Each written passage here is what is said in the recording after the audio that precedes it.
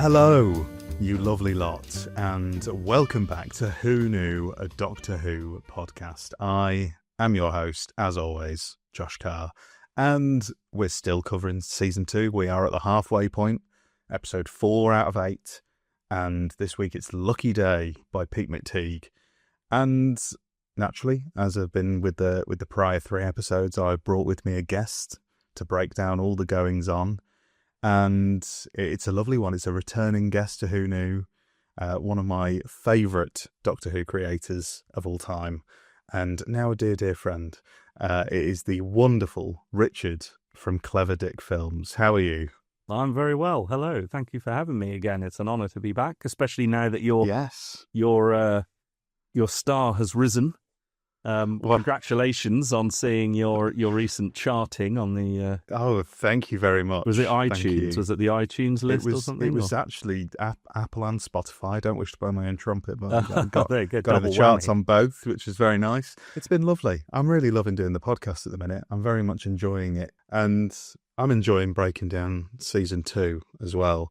Well, yeah, I mean that helps, doesn't it? When you've got a good series to talk about, not just to lavish praise on, but there's a lot of each of these episodes. I think, certainly the last 3, inclusive of the one we're going to be talking about, there's a lot to get your teeth into as well. Yeah, I mean, well, that was going to be my next question. Is in terms of Season 2 so far. Obviously, prior to today, we've had 3 episodes. We've had the Robot Revolution, Lux, and The Well. Give us a brief rundown of your thoughts on those 3. Well, I've really enjoyed it so far. I think it's been very, very consistently good quality. I think your people have said it, and on your podcast as well. I think the pacing is a lot more steady and controlled, and you don't quite get the sense of a quick sort of rush up at the end, beyond the fact that I think, and many people have said this before, but I think sometimes stories, trying to fit a story whereby the nature of the show, you've got new cast of characters, new sort of ideas and themes, and trying to fit that all into 45 minutes and wrap it up satisfactorily is quite a tall order, and it's certainly not an easy thing to do. Yeah. But I think this season has been far better at managing that than last series. Obviously, I'm enjoying that there's, ironically, considering the episode we've been talking about today, but I think there's been a lot more focus on the Doctor this season. He's had a few more opportunities to... just because he's there, he's not off filming pickups for Sex Education or something. Ncuti Gatwa is a fantastic actor and performer anyway, and he really does interesting things with the lines. I think he takes, like, you get a sense of his uniqueness and his personality, his individuality as a Doctor, in the same way that some of the best Doctors in the past have been. You can, I think. And I think even writers of Doctor Who have said this before, you can write a script with the Doctor that could be read by any of the Doctors for the most part. Yeah. But it's seeing how the performer takes those lines and makes it their own. And you can really see, you really get an impression in the moment with Ncuti Gatwa, in the same way I would argue someone like Tom Baker did, where they just give a really interesting interpretation on the line. So, yeah, I've really enjoyed that. And I think they've been really strong. I mean, the first episode, I was prepared, being a Russell T Davies series opener, I was prepared for it to be somewhat light and maybe a little bit silly, certainly after Space Babies last year. A lot of them tend to be a bit goofy and a bit silly. And historically, I've never really, they don't always become like really memorable favourite episodes. Like when I think back to like New Earth or Smith and Jones, or I quite liked Donna's introductory episode. I've completely forgotten what it's called now off the top of my head. Partners in Crime. That's it. I really like that because of the interplay between the characters, and I kind of like the little adipose. I think by that point I'd kind of grown up enough not to be cross with some of the silliness that Russell T Davies puts in, ironically. I think I was more grown up to handle that. But for me, I don't think Space Babies really worked. I think it was a little bit too... I mean, this is horrible to say, but I don't like babies. I'm not interested in them. I just find them... I don't have that, oh, he's really cute kind of thing about a baby. I just find them slightly annoying. So that's probably why I don't have children or intention of them, because I just don't like them. So Richard. I didn't have any sympathy for these, but I just thought it was a bit silly. But anyway, yeah, I thought that the Robot Revolution was much better in sort of giving us a story, reminding us of the adventure, but still giving enough room to focus on Belinda. I thought the owl generator and the sort of misogynistic kind of elements, I don't think were really cooked enough for the story, or maybe there wasn't room for them.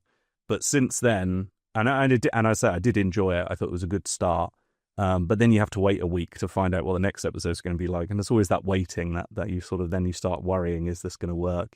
Is he going to maintain it? And so far, I think each episode has been really great in different ways. And what I'm really enjoying, or really noticing this time around more, is each episode is consistent, but there's a consistent sort of style to it. There's a consistent approach to it, but they're all very different. Yeah. And they're capturing those very different elements that can go into making Doctor Who as a series, I think, really, really effectively. It's far more confident, I think, than last year. So it reminds me a little bit, not so much in its story, but in its confidence. It reminds me a little bit of going into sort of series 3 of old New Who, if that makes sense, or sort of Tennant's second series.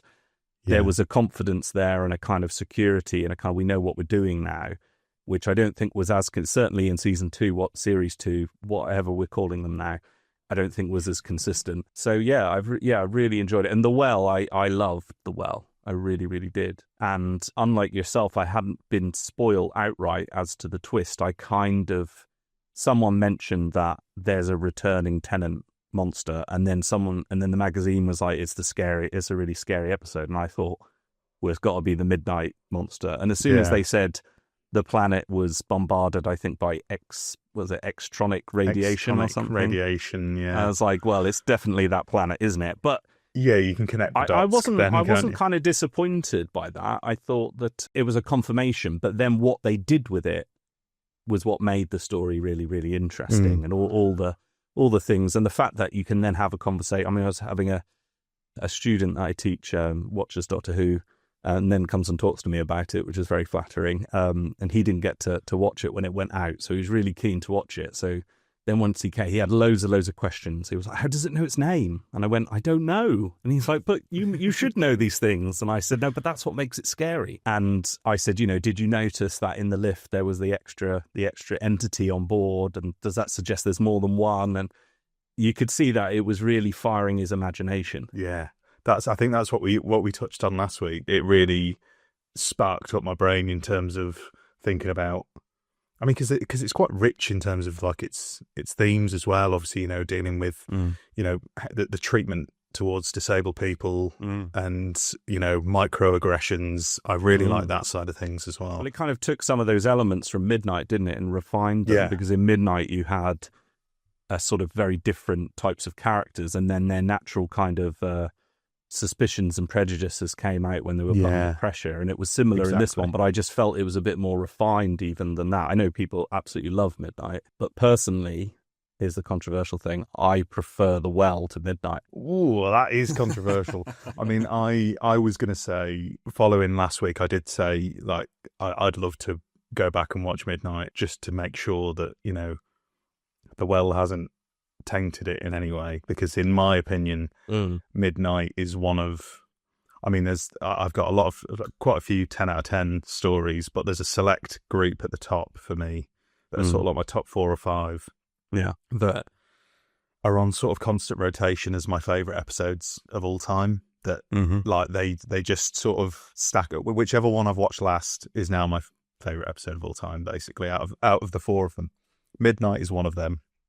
And I think it's just a perfect story. I think it's 45 minutes of pure genius. And I rewatched it the other day, and it's still just as good. So I breathed a sigh of relief. Oh my God, this is still just the best thing to watch. It's not, The Well doesn't quite match it for me. And I think that's sort of natural. I think if we're using Midnight as a benchmark, in my opinion, that's a high benchmark. So getting just under that is absolutely admirable, in my opinion. Yeah, and I think what they're both great examples of is the same reason why Blink work so well as well, and why Doctor Who almost has become part of its DNA, really, is almost unintentionally, is when you're constrained by budget or resources or time, what do you do? What do you create? And it really I mean, the Weeping Angels and Blink was an exercise. It's a Dr. Light story, and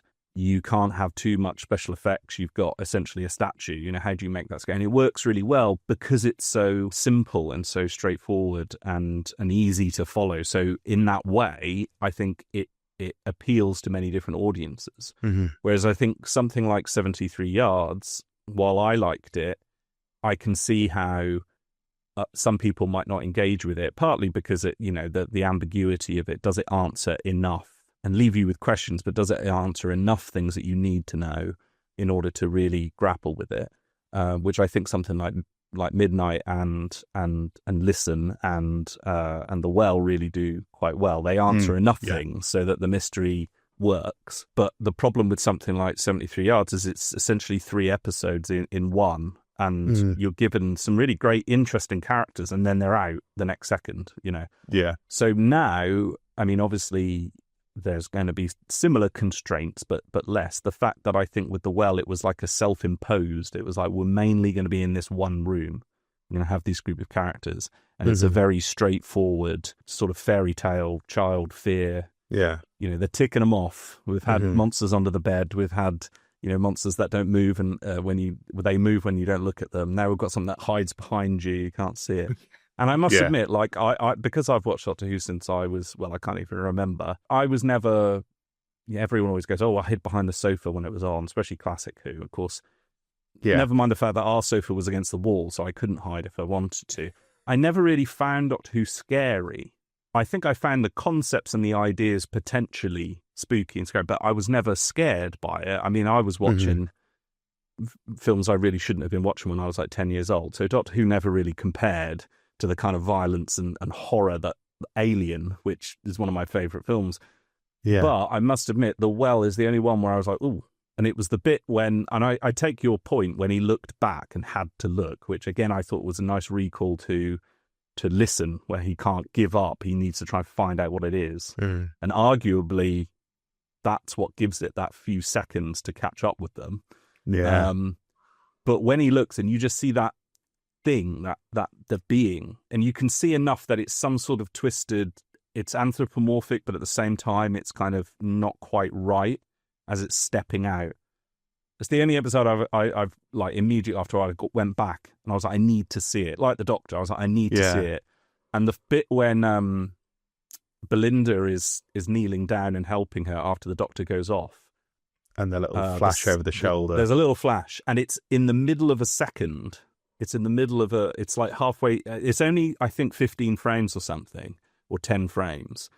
And I kept trying to pause it on iPlayer, and I just couldn't get it there. Like, it was like 21, 22 seconds. I was trying to get it in the middle of this second. You got to screen record. You got to put it into Adobe. I did think about doing that. I did, but then I thought I'm kind of I'm going to ruin this for myself, But I loved it. It's good that you've loved all 3 so far. I mean, like I said, please, if anybody is interested in deeper thoughts from me, please go back and listen to the prior 3 episodes that we've done to cover the episodes if you're new to this. But I'm loving it. I'm absolutely loving it. And I went into season 1, season 2. I keep getting the names wrong. Season 2. I went into season 2 with no expectations whatsoever. I really, probably for the first time ever in my Who watching life, I've gone into Doctor Who with not really any hype, just that natural giddy childhood excitement that I get.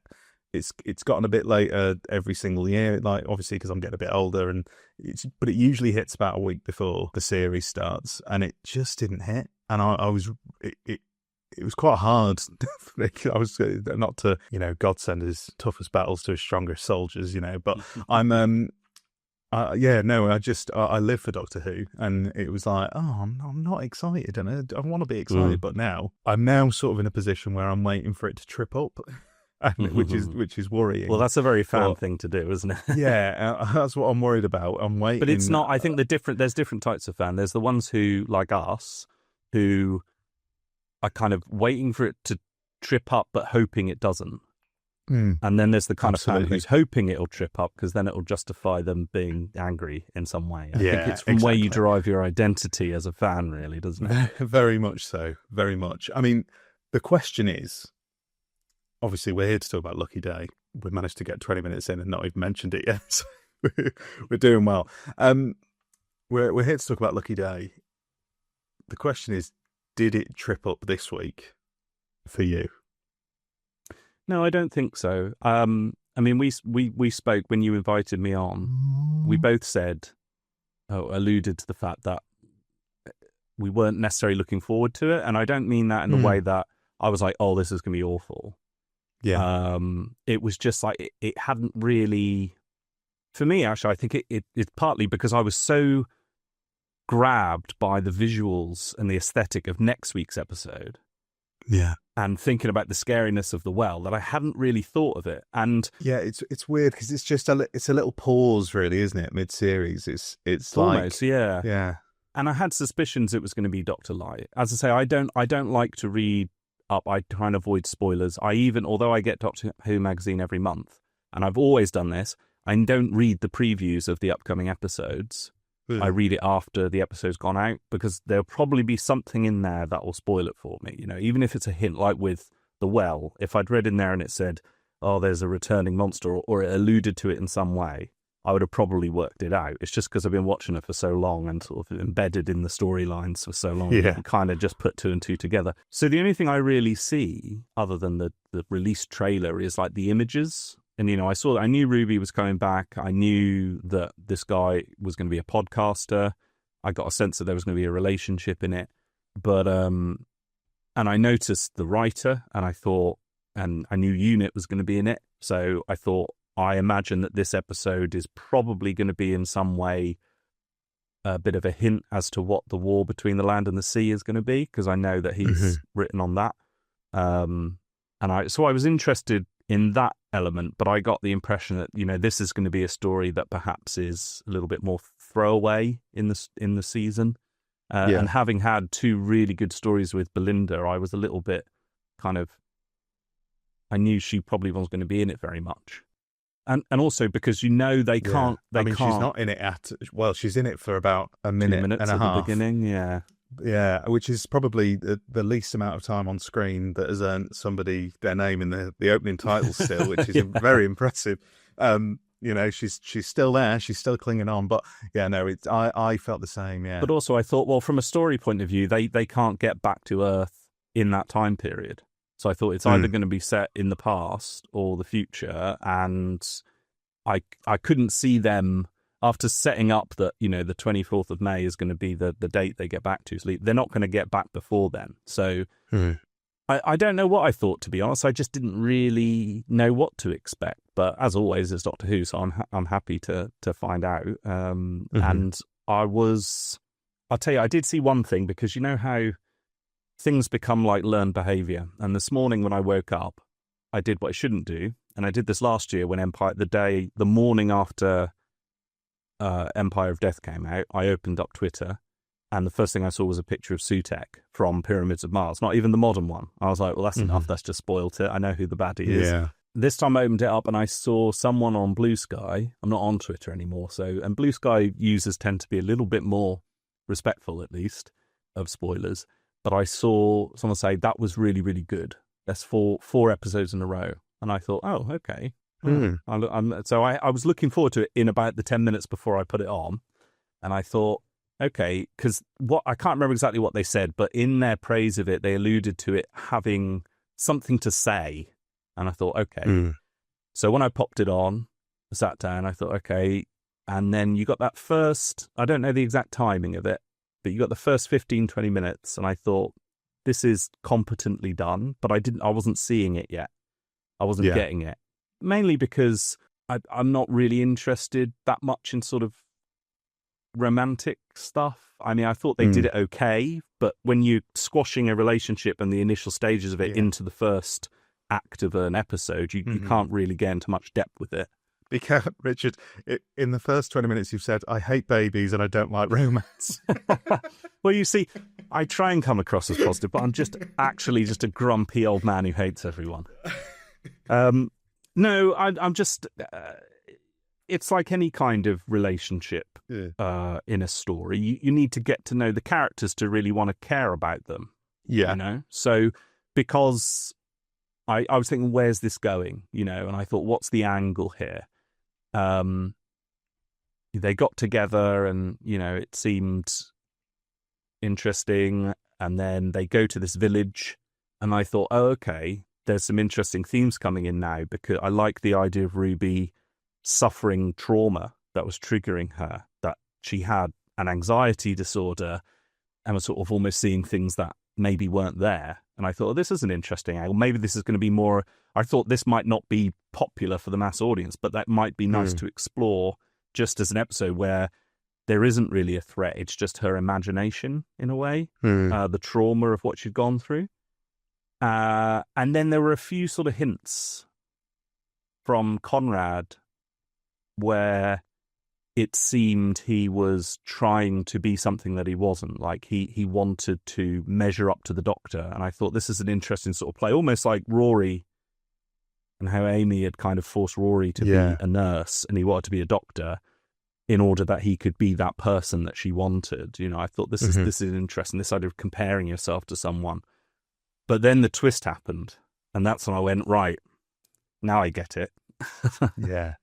Yeah, I mean, it's a really cool twist. I genuinely didn't see it coming, and I also loved the fact that I feel like it came at the perfect time. Yeah.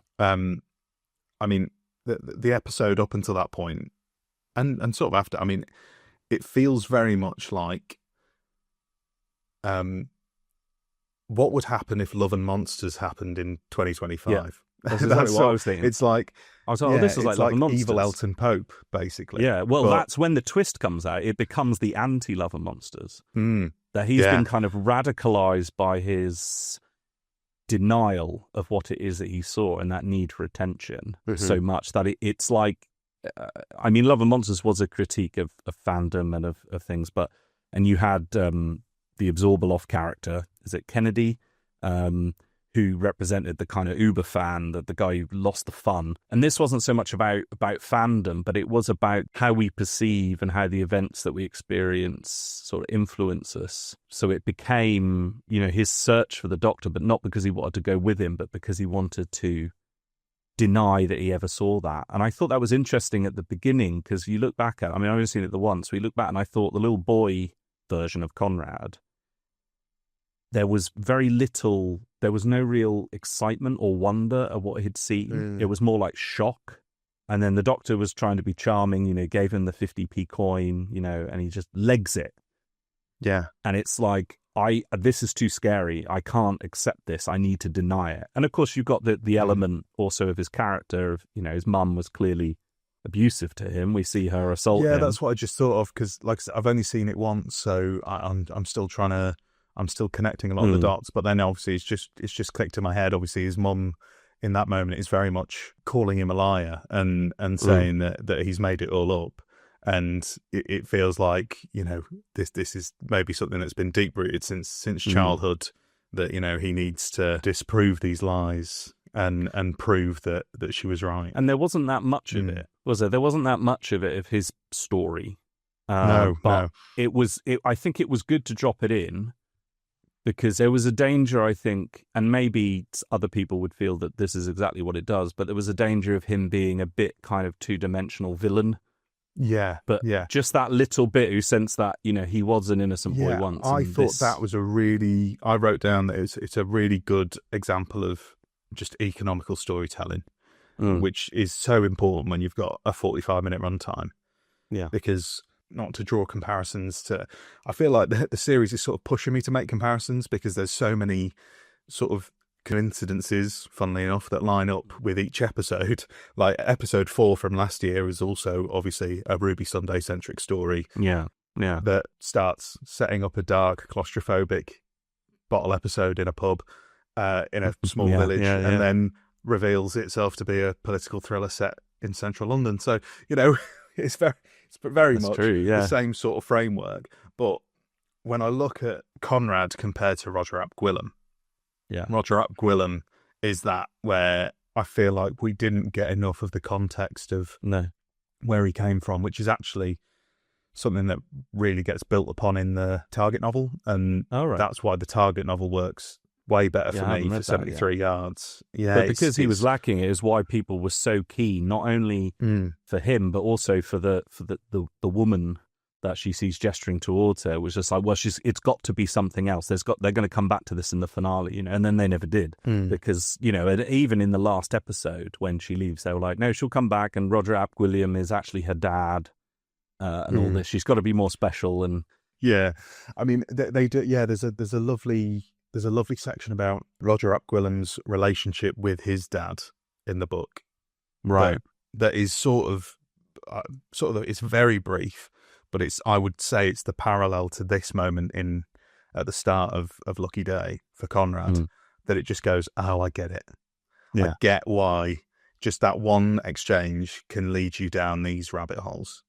Well, there was even a reference, wasn't there, later in the episode to the organisation, I think, that Roger worked for, or Albion TV. Yeah. It was like, well, we all know what that is, don't we? Yeah, we do. Yeah. I was really impressed with it. I mean, like I said, in terms of the first section, like you said, it was all done well. I just think, you know, it's all very much getting us to that twist, and that's fine because it was nice to see some of the characters, Ruby's family, you know, seeing is it Cherry? That was it. His grandma, her grandma. Cherry Sunday, and I've said before on these last few episodes that Belinda for me has been a massive improvement on Ruby, just because I never really connected with Ruby in season one, and I'd never really connected with. Like I liked them, and I liked the performances. I thought they were really enjoyable characters. I just wanted to be with them more, and I wanted to see them more, and I wanted. Yeah, exactly. Yeah, it felt like, as I've said time and time again, a lot of the quieter moments that we would have got with them were trimmed out for getting to the action instead. Yeah, and this feels like in one case, like several weeks potentially, or several months. Yeah, exactly. And I think. This is what I wanted for Ruby. This, for me, is Ruby's best story. I mean, it's great performance from Millie Gibson, but Ruby's best story as well in terms of her family unit. Like, we don't even get that long with them, but it's just, like I said, those moments of quiet, those moments of just normality that mean that when the chaos kicks in, we care about these people because we've seen what their normal life looks like. And I never really connected with them in season one, unfortunately. I think I did in Church on Ruby Road, and then it just sort of faded because we didn't get enough of them. We didn't get enough of it. I think there was sort of so much going on, really, wasn't there? And exactly. And it was just elements of necessity of you know, not having the Doctor and having to thrust Ruby into situations where we wouldn't necessarily get to know her, but we see her as active. I thought she was really good in this because there was a vulnerability balanced with a lot of strength, which I think Belinda has as well this season, which is nice to see. You know, she's not two-dimensional in either aspect. As I say, I did really like the theme, the sort of the trauma and the cost of her journeys and how they were sort of curtailed, and the fact that she's sort of been lost a bit since. It reminded me a bit in that regard of Donna after the Runaway Bride, where she chooses not to go with him, and then when he comes back to her, she's sort of ready, and she's just sort of been listless since. So it's sort of reminiscent of that, but the idea of the psychological damage that it's done to her, I thought, you know, gave a lot more depth to her character, which could then be quite manipulated, because I thought Conrad is a really vile character. You know, like his, I think I forget the actor's name, but his switch from his kind of slightly, you know, quietly kind of nice, brave character sort of fumbling to this just hate-filled, spiteful, you know, ideologue.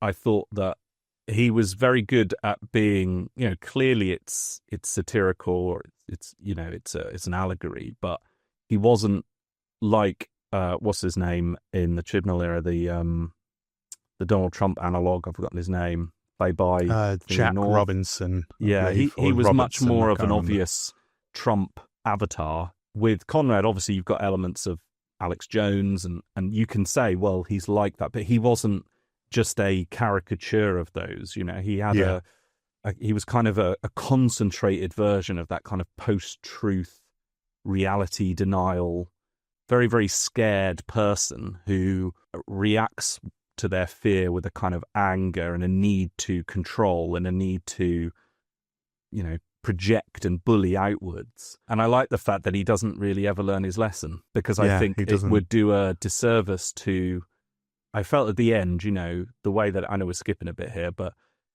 you know, when he's like, I thought, I know where this is going. And in my mind, there was a little bit of, should it end with him realizing what he's done and feeling bad for it and going, oh no, I see the truth now?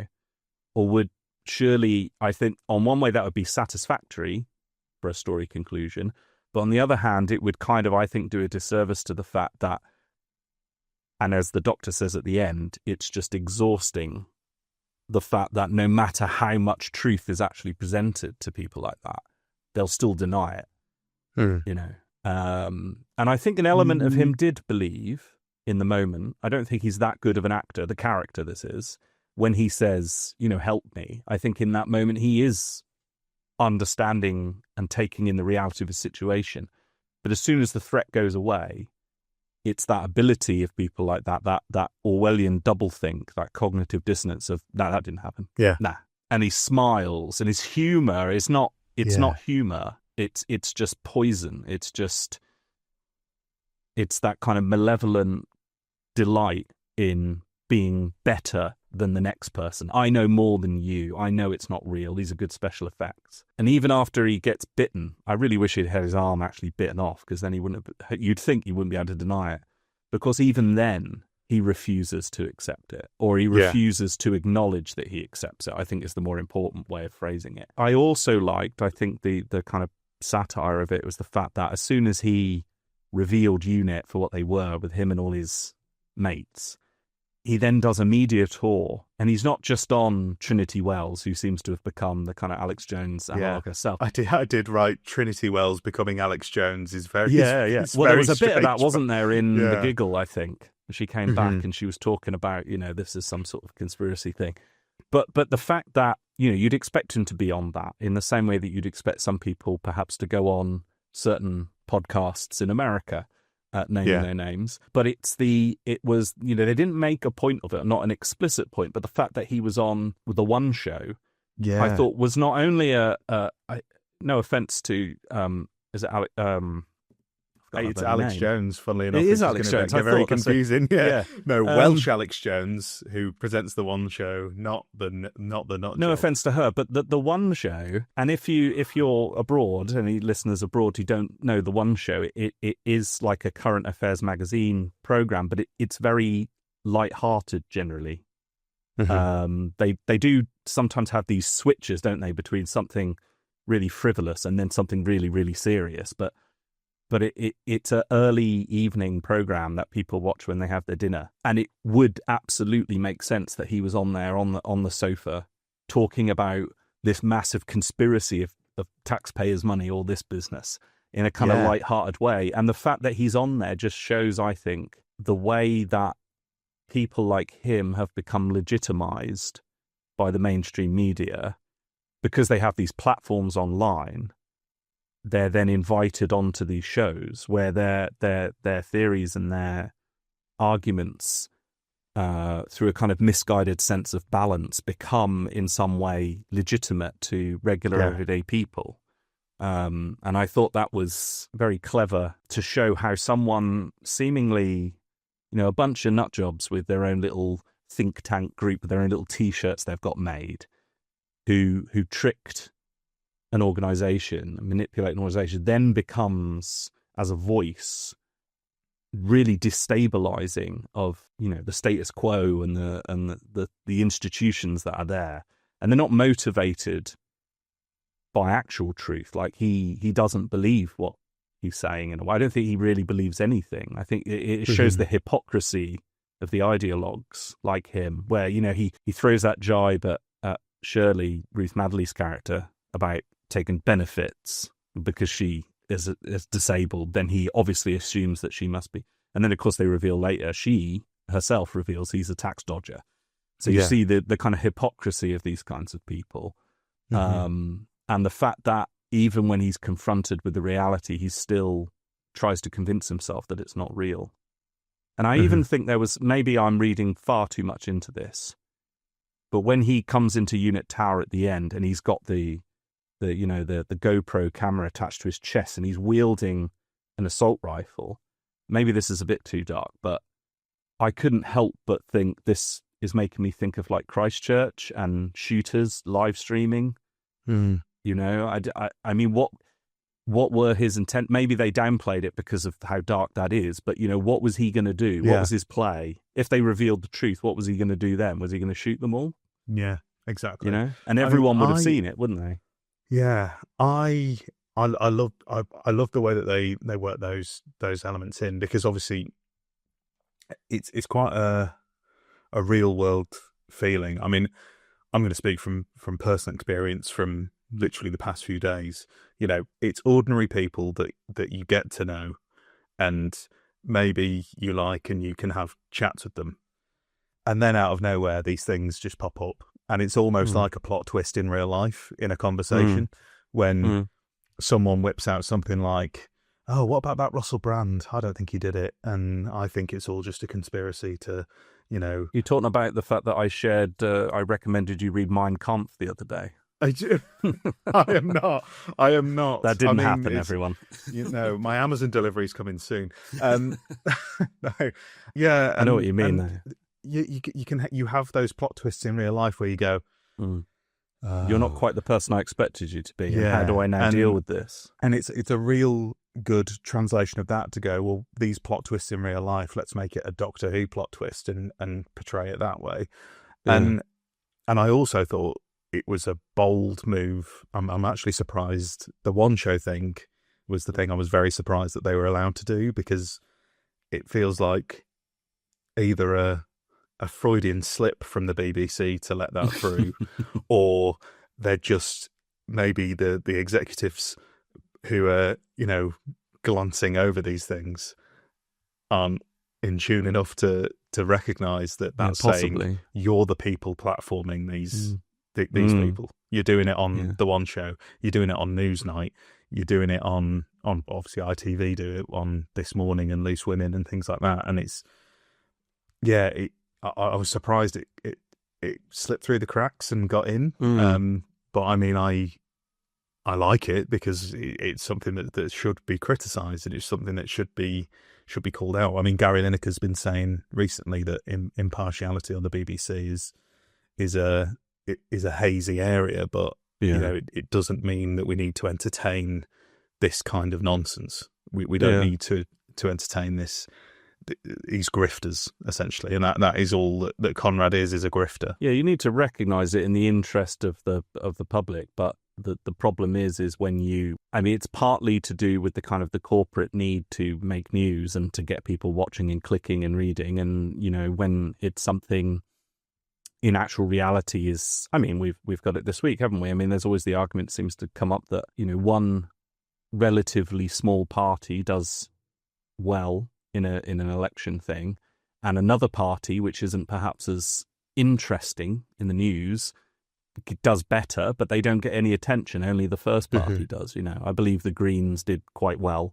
but you don't hear anything about them. You only hear about reform. You know, but I think partly it was that what I liked about this was that, you know, the thing that a lot of people, and sometimes this is just a kind of a euphemistic argument to disguise bigotry, to be honest, but I think if we were to take it on face value, a lot of people said the last few years of Doctor Who have been woke, etc. And when you say, what do you mean? Like, Doctor Who always has confronted these kinds of issues and discussed them. Their usual defence is, well, yeah, but it did it in a more sophisticated way in the past, that it wasn't as on the nose. So if we take that as face value, I think this story, considering its audience, because there's a broad audience, it's not just made for adults, if you want to call us that. It's also made for like that young boy that I teach. He's got to get the point behind it, so it can't be so sophisticated and subtle that you can't apply it to real life in any way.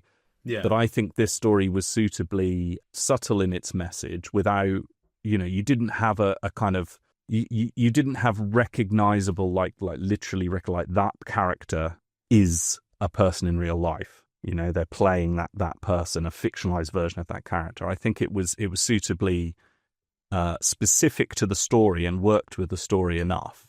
But still had this application, and that might be why some people, those kinds of the BBC executives or whatever, may have not really considered the subtext because it wasn't as explicit or as obvious as perhaps they would notice in their superficial and viewing it's vague, of it. It's vague enough, and Conrad as a character is vague enough, as in terms of he's vague enough that you can see him as an allegory for anyone. Like I said, this can be anyone. Those types, and it's they can just come out of nowhere, and that's why I think the twist was so perfectly played, because they gave us just enough to like him, and it's like that scene in the pub.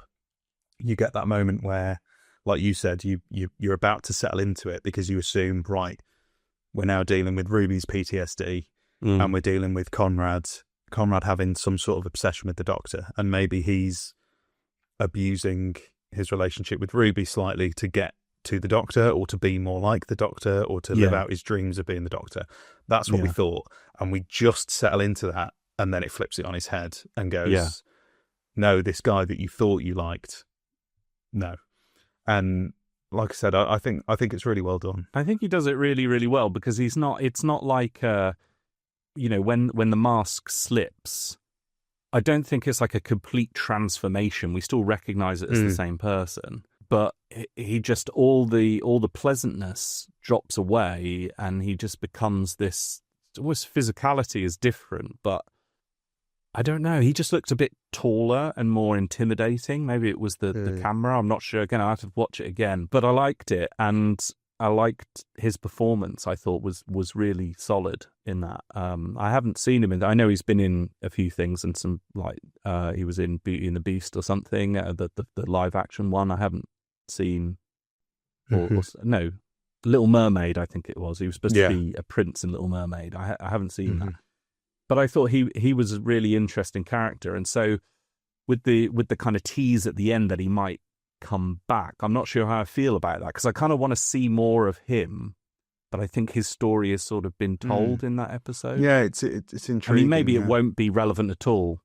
Maybe he won't come back, but in the same way that like you had the Missy at the ends of episodes in, what was it, season 8, where she's sort of popping up and speaking to main characters like the Clockwork, the half finished man in Deep Breath and things like that. But we didn't see him come back at the end. Maybe it's going to be like that. He's not going to be important, but it was interesting. One of the things that I really noticed watching it was it the screech or the screech? The shriek. That's it, shriek. The shriek, which is Shrek, just with an extra E. So, it's just, that's how I've been remembering it. It's shriek. It's Shrek, but just with a little bit more E in there. Particularly in the village, when they appeared outside the pub, I was like, okay, part of me loves this because it's clearly a man in a rubber suit. And part of me is like, after seeing Mr. Ring-a-Ding and the cleverness of the well, are we really gonna, with these production values, are we really gonna have such an obvious man in a rubber suit as the villain? Like, I can tell that's a man in a rubber suit. And then when it revealed that it actually is a man in a rubber suit all along, I thought, good. And I liked then when the real Shriek was revealed at the end of the episode, how it was a CGI creature for the most part, or at least enhanced by CGI. Because I thought, right, okay, that's more monstrous. But there were a few more shots, otherworldly, even then, like when it jumped through the window, I was like, that's a guy in a rubber suit again. So what are we doing here? But I watched the Unleashed. Oh, I've not watched it yet. So there's a bit of a focus on the prosthetics and because Neil Gorton is always involved in it, and they said how they built a suit for a performer to be in. As I say, clearly it's been CGI enhanced. I think in the same way that Beat the Meat was back in the Star Beast. but they made one that's a little bit more sophisticated. And then they got someone in who was a costume maker, a sculptor. And they said, right, look at this, look at the one we've done. And now you've got 30 minutes to make a version based on that. And that's what they then based the costumes that the people that his mates have. So I thought that was interesting, but I don't think I didn't really see the massive difference in the quality of the costume. I think it was more that I just noticed through the movement and the body movement that it wasn't as believable, or it wasn't as monstrous in those. Yeah, I mean the Shriek themselves as a monster, bit of flim flam in it. It's a bit of stereotype Doctor Who monster. I don't think we're not really breaking any boundaries there, but I think that's what the story really demands, isn't it? Because it's just some sort of interesting creature. Yeah, it's sort like of the challenging Skovox the Blitzer idea of, or the exactly the what were they, the Weevils or whatever in Torchwood, a bit like that, weren't they? Yeah, and basically because you've got Conrad as the and basically just the media and right-wing grifters as the primary villain, you've got, and the weaponizing of social media. Yeah, and you've got this secondary threat which doesn't need to be as in-depth. And I think actually, now that I think of it, because it's very much an attack on, like, if something in Doctor Who happened in real life, you do sort of need a stereotypical Doctor Who monster to sell that idea, because you can't set up a Weeping Angels or a Vashta Narada in that kind of time. You just need a beast. You just need something that's there that can be easily replicated, has fairly simple rules, and it's just, when people think about Doctor Who, that's the kind of monster they think is going to pop up next week. Yeah, I think it serves the story as well as it needs to be honest. I don't think they needed to be more in depth.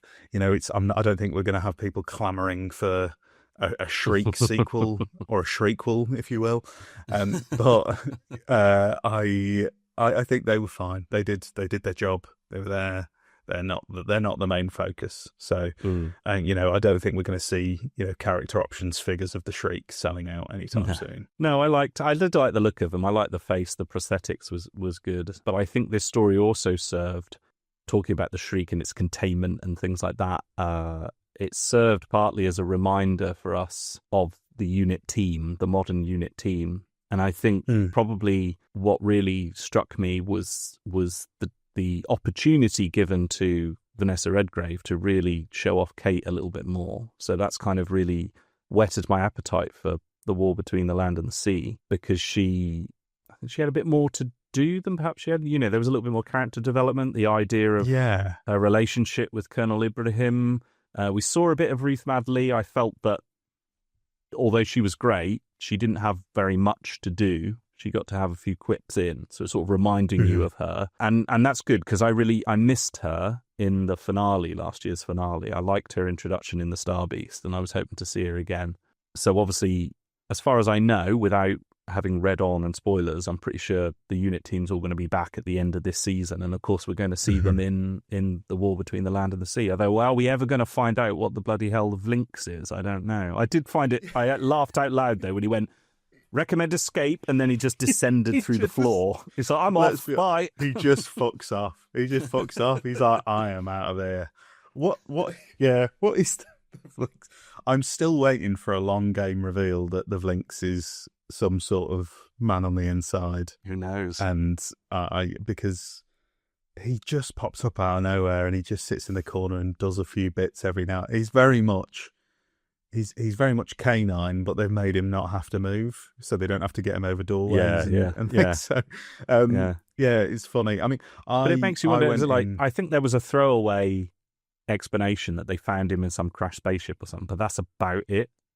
And he's sort of like, as you say, a cross between K9 and, is it Mr. Smith from the Sarah Jane? Yeah, Adventures? With a little bit of chameleon in there. Little smidge of chameleon. In the fact that he just disappeared, and maybe we'll never see him again. We don't know. Maybe he's just absolutely. Maybe he's left planet Earth. But one thing that I was concerned about going in was, okay, we know the War Between Land and Sea's come in. we know that, Pete McTeague's obviously working on that. He also obviously does fantastic trailers, and I was like, is this going to be sort of a 45-minute trailer for a spin-off?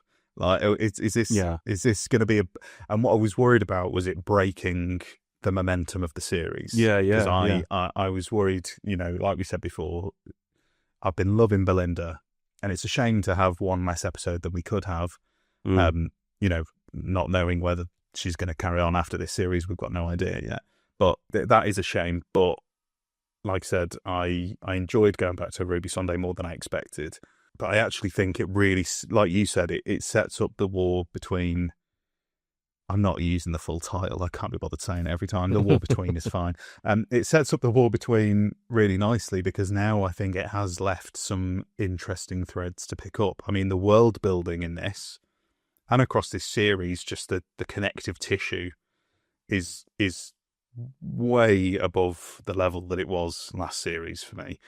We've obviously got like the reveal later on that when the Doctor says to Belinda in episode 1, somebody told me about you, and now we see that little wrapping that up without it being some enormous twist at the end of the series in some way.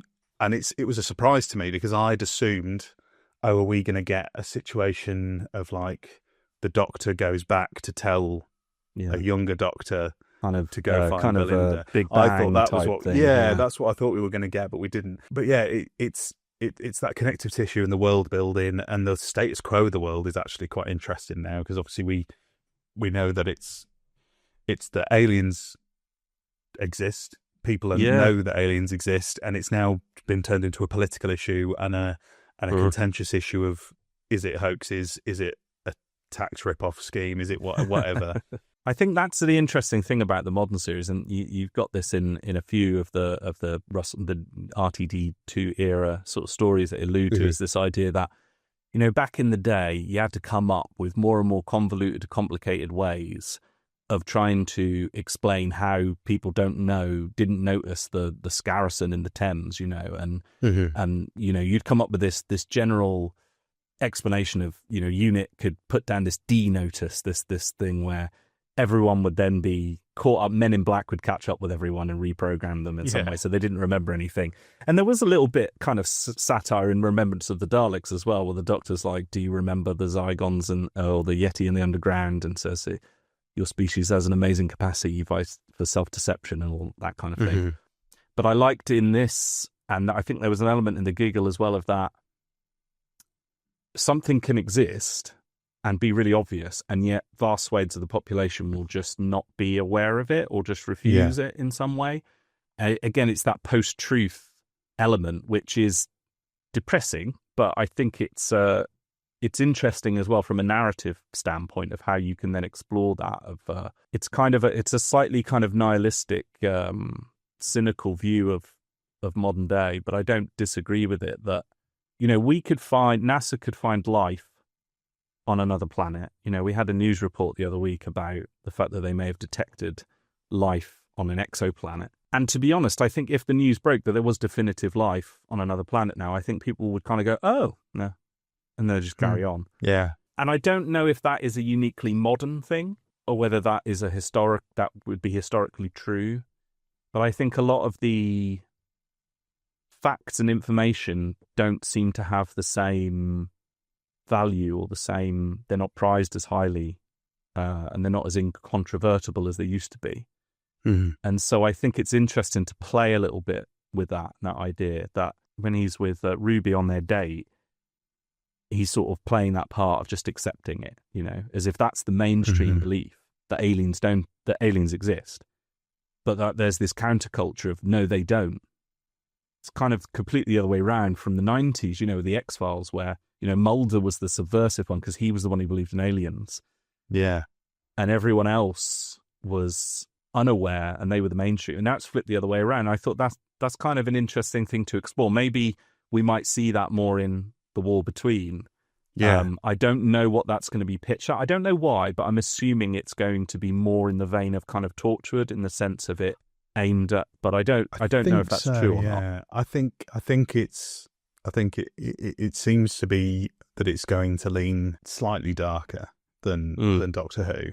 But yeah, I think it's just really set up interesting things, and it's really sold me on, like you said, Kate Stewart and Gemma Redgrave, that she can lead. Sorry, it. Gemma Redgrave. I said Vanessa Redgrave earlier, didn't I? I didn't even notice you said Vanessa. They're such a dynasty, though, aren't they? Yes, they are. But yeah, no, she really sold me in this story. On I'm now really intrigued. Like I said, the fallout from this, and because that's something that's not really touched on, and I'm wondering whether the fact that she sort of went too far, kind of thing. She did go too far, and we have to acknowledge as well that that's all on film. That she broadcast that to the world. Yeah. So no matter how, in the right she was in terms of challenging Conrad, that's going to have implications for her in terms of maybe we're in a position where there's pressure on her from the outside world, and then this massive alien intervention happens, and it's the cracks beginning to show for Kate. Well, also, I think there's a sense of that polarization at the end, because I think Ruth Madley says, there's, stand with unit hashtag is trending or something. So you're getting a sense now that it's not so much that at the end unit wins and disproves the deniers. It's almost like they draw a battle line and they've become polarized as two, in the same way that everything now is, it's like one of my favorite podcasts, the Weekly Planet. They always say, when they review a film, they say it's the best movie ever or it's the worst movie ever, because that's the only two opinions you can have online. Exactly. And it seems like that with our discourse, as more and more things seem to be put online and discussed online, even, when we learn about how senior officials use different apps to discuss things with each other, it seems more and more that people have to take this side, that there has to be one or the other, and there's no discussion. And I like to think that the Doctor, despite being a character who does take a stand and, stands for what he or she believes in, works best when they represent more of a third way. And that's why I think this story actually lent itself quite well to a Dr. Light story, because not having him involved, coming in at the end and using words, which ultimately, on the surface at least, don't have any effect on Conrad, but it's that he vents at him, he lets him know what he thinks, and he leaves them with those thoughts. And the fact that he doesn't vengefully, carry them away to... It's not like the end of Family of Blood or something. He doesn't wrap him up in unbreakable chains and drop him into the heart of a black hole or something. He just says, you're going to die in prison, old and alone. And that's quite cold and devastating as well. Yeah. It's very, very cold, and especially coming from Ncuti, because like we've said, up until this point, or up until sort of the past few weeks, what I've settled into is that 15's approach and 15's vibe is charm offensive. It's charm, it's flirting, it's being everyone's best mate in the room, even when he disagrees with them. It's killing with kindness and killing with charm. And that's why it's a moment like that. There's obviously a lot of conversation. I mean, potentially the first episode where the 15th Doctor doesn't cry. I'm not sure. Might be one of them. I don't remember there's obviously been any. Yeah, there's been a lot of tears, and a lot of people having the conversation, which I think is a fair conversation, is the fact that the 15th Doctor cries a lot. Obviously shows that he's very emotional, but does it lessen the impact when he does cry? I think you can have the same conversation about a moment like this, because we haven't really seen... I even made the point that Ncuti isn't really a Doctor who grandstands that much. He doesn't do big speeches. That moment in Lux when he's talking about I've toppled worlds, and I shine in them. That under another Doctor, like you said, if you're changing the Doctor there, you might get that I toppled worlds. You might get it as a big speech, but he does it in such a charming, relaxed way, and he sort of almost whispers it to her as well, doesn't he? Yeah. And then when we do get these moments of, no, I've got something to say about this.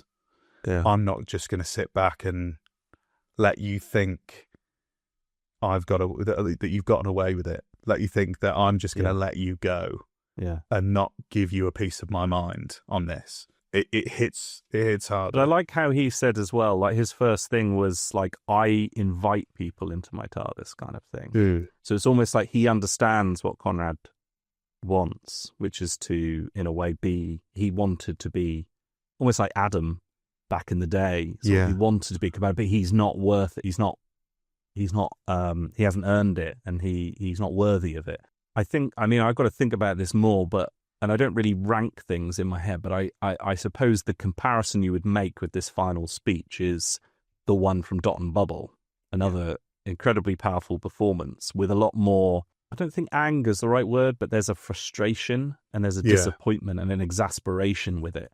This one had more anger, and I'm not sure which one is the more powerful. I probably think the other one was more powerful because I felt like you've got the added weight there and the added dimension that, of course, he was talking about race and something that Ncuti Gatwa, I imagine, has had to grapple with a lot, and those kind of attitudes. Whereas this one, when he was shouting, say, is exhausting. I think he was kind of speaking on behalf of scientists and doctors and people that have, in my mind anyway, I thought of people that tried to develop vaccines and have been hounded and sent death threats by people. Well, that's an interesting parallel, is because when you think about it, Conrad essentially gets gifted a vaccine from a doctor and chooses not to take it, and then it literally comes back to bite him at the end. And that's like you said, it does feel like that. It feels like a speech from doctors rather than a doctor. It feels like I get the level of anger because it's the doctor isn't going into that conversation trying to make a change. I feel like the doctor is already aware. I think that he this already is a lost knows. cause. Yeah. And I think there's that glimmer in Dot and Bubble where it's like he's still trying because the doctor has gotten to know Lindy and has obviously dealt with microaggressions from her throughout the episode.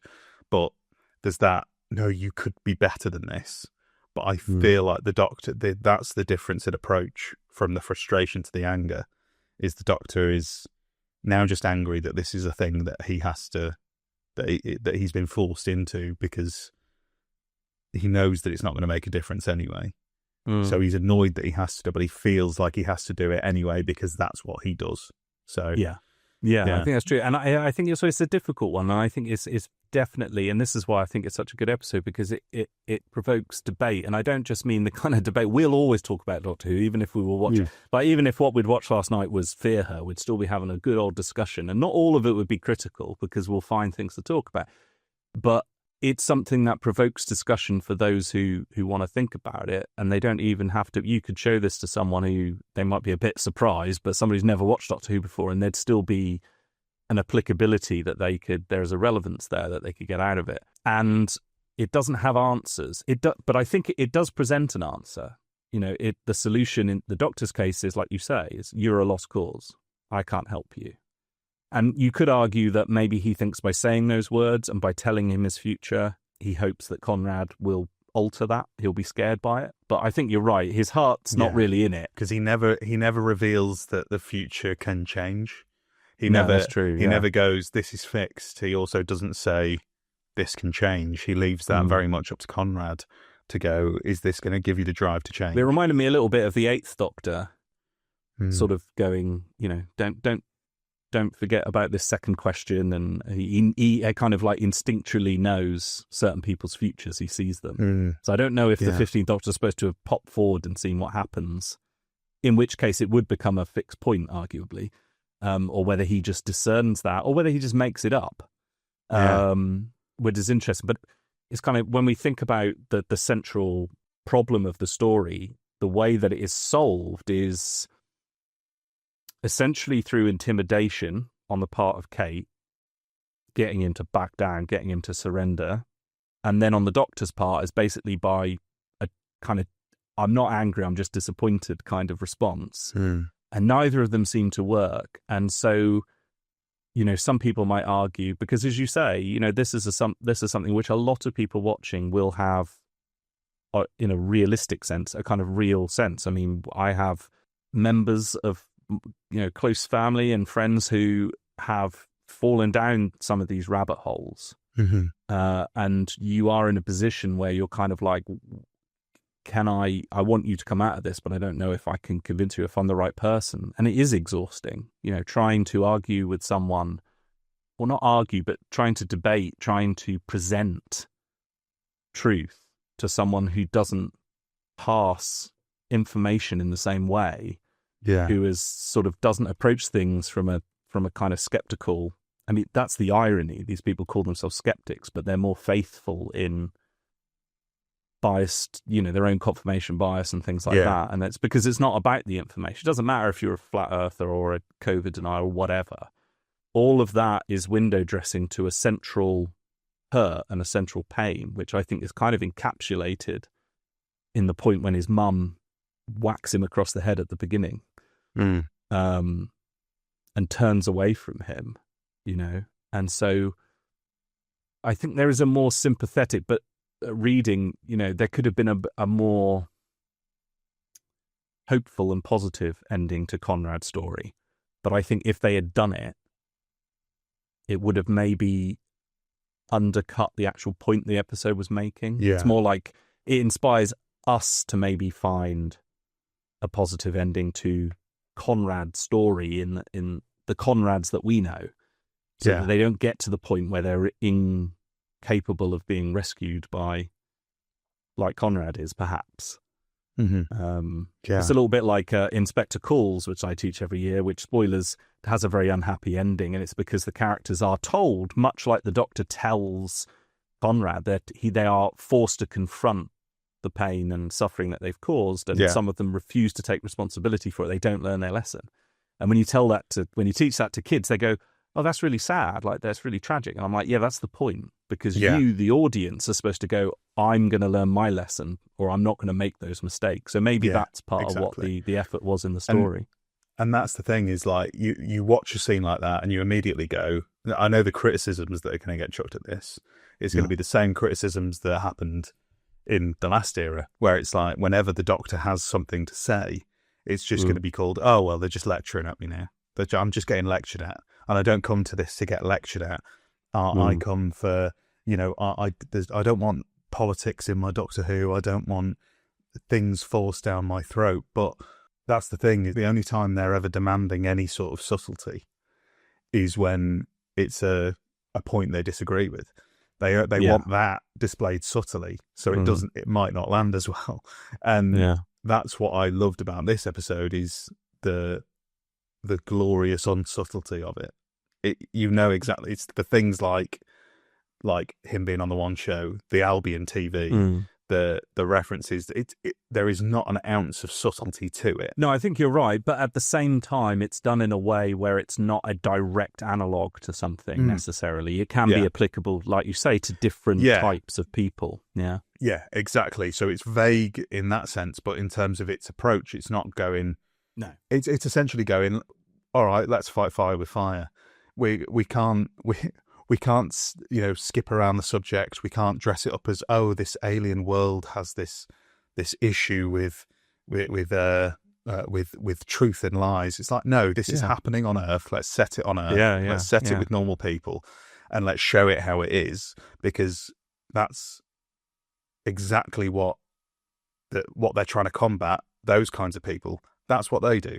They say what they want. They do what they want. They don't beat around the bush. So let's do that on the opposite side as well. It's fighting fire. You've got to fight fire with fire at this point, because let's be honest, nothing else is working. So it's that very much in your face, blunt force message of, yes, this is what this is trying to say. There really isn't a way to get around it. There isn't a way to, go, oh, well, I liked that it wasn't very political, because it is. It just is. So I like that aspect of it. I'm quite when I write myself, I'm quite an unsubtle writer when it comes to some of those things. It's very, very much landed with me, and I really like that. But I think also sometimes the danger with subtlety, with too much subtlety, is that then people just don't get it. You know, Yeah, it's like exactly. it's like people who, or they then rewrite their own histories where they think things they watched as a kid when they didn't get the allegory and the satire, they then deny it was ever there in the first place. I mean, you have that with classic Star Wars, you have it with classic Star Trek. Even the weird thing, and the slightly disappointing, is when people like William Shatner comes out and says, "When did Star Trek get political?" I was like, you were there. You were there, Shatner. Do you remember when he went to the planet with the aliens that had one side of their face was black and one side was white? But they were different. Like, you can't get much more explicit than that, what the commentary is, but people will choose. But then you get other people who just completely misunderstand, and I think that comes down to media literacy. I mean, I had a debate, if you want to call it that, with someone who argued that Starship Troopers was not a satire of fascism, but rather was showing that fascism is better. And it's like, no, you don't, like, the humans are the bad guys. Like, can you not understand that? Yeah. So sometimes you can't be too subtle because people won't get it.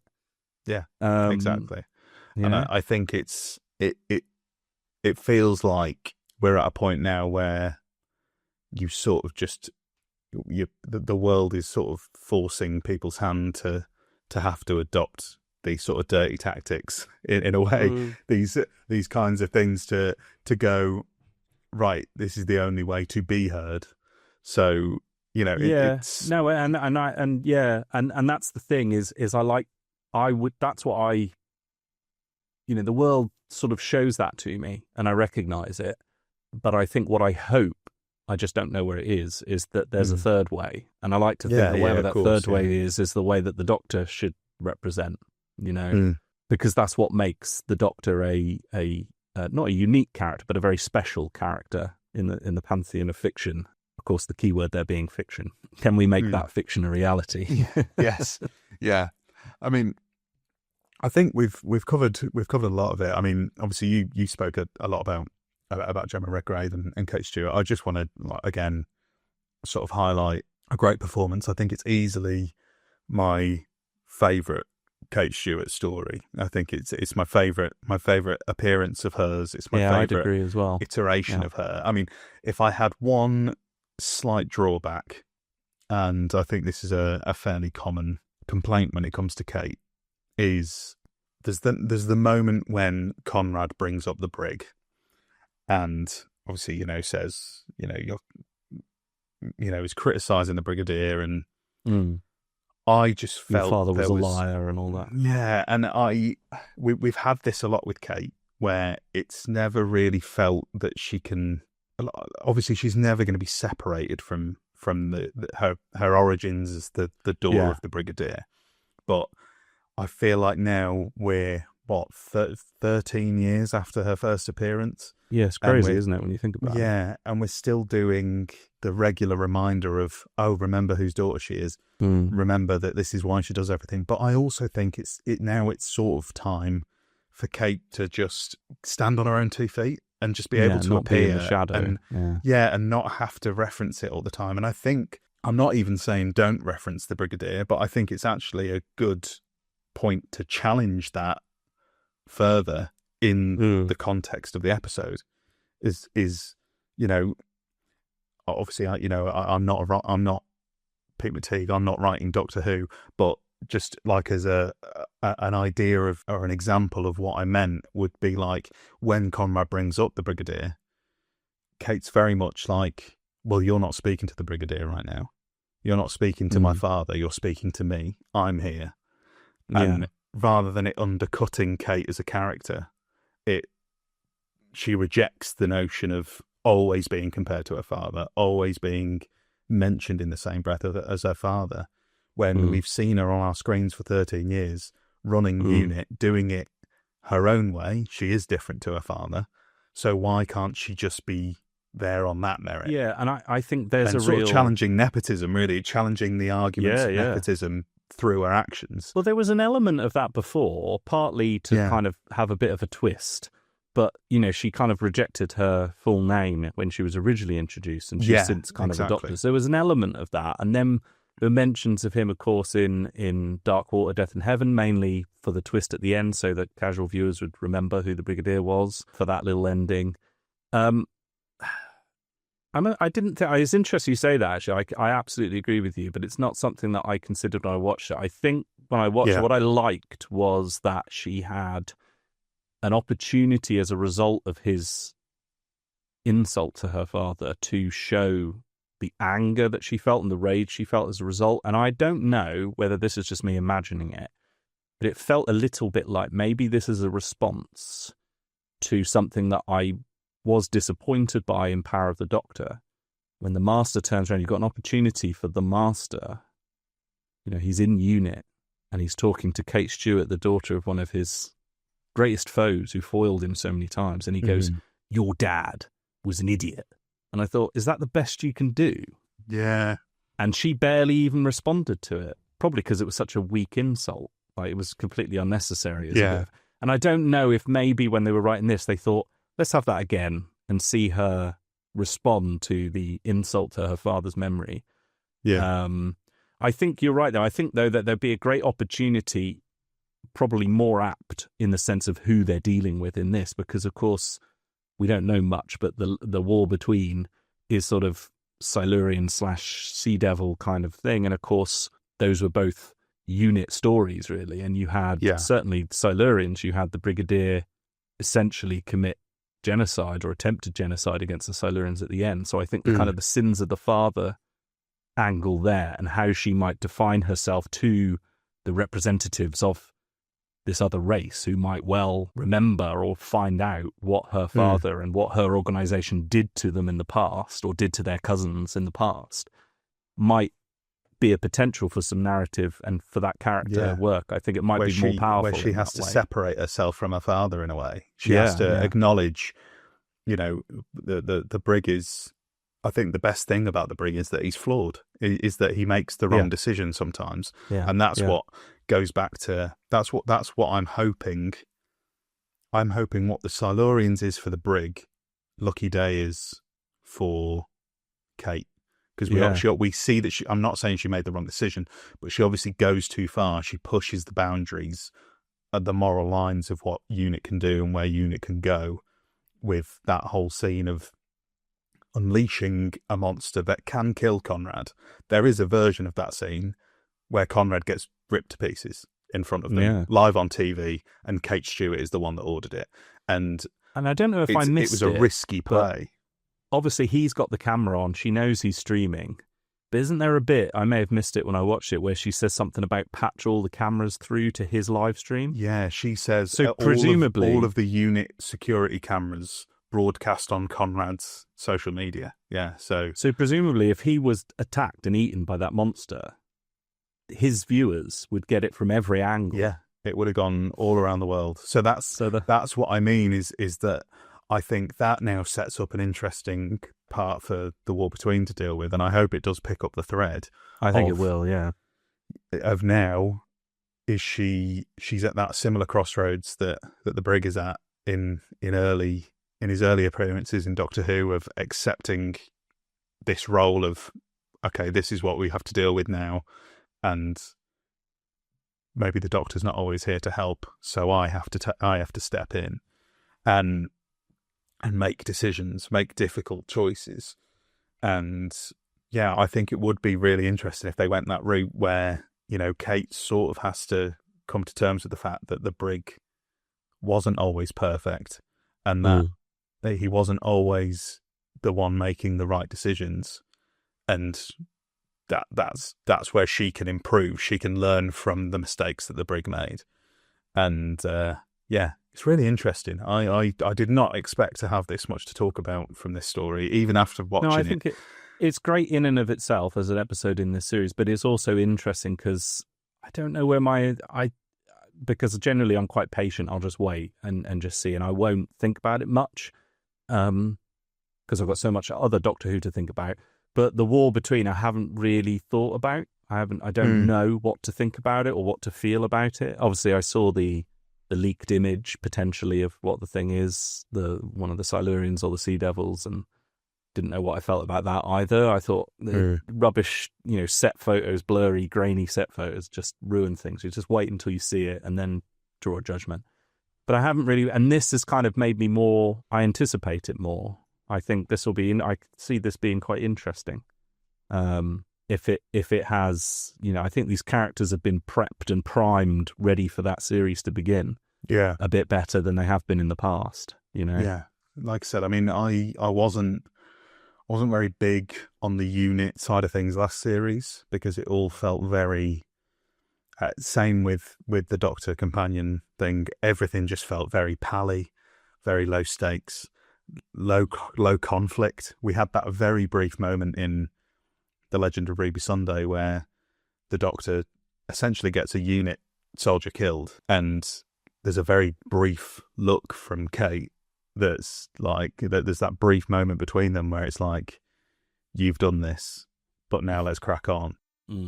And then it doesn't really ever get picked up again. And I was like, that was a prime example of the thread that I want pulled, not just let's go chat about Susan and the Brigadier and all be friends and Mel comes in and let's all have a hug. And I wanted a bit more conflict from it. And I feel like this has really set up an interesting place for Unit to go and do something different with them.